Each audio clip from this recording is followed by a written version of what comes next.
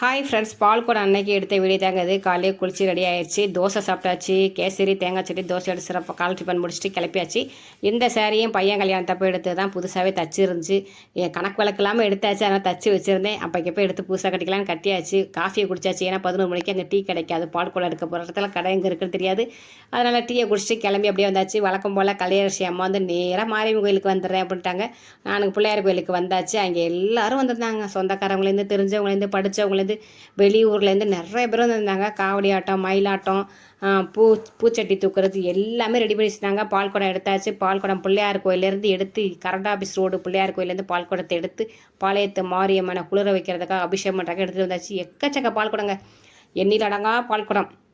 இந்த வீடியோ பெரிய வீடியோ 3 மணிக்கா 4 மணிக்கா இன்றைக்கி போஸ்ட் பண்ணுறேன், கண்டிப்பாக பாருங்கள். கோயிலுக்கிட்டக்க வர செம்ம ஆட்டங்க, பயங்கரமான ஆட்டம். கொண்டு வந்த பால் அவங்க மேலேயே ஊற்றிக்கிட்டு சாமி ஆகிட்டாங்க. பெரிய வீடியோ 3 மணிக்கோ 4 மணிக்கோ வருது.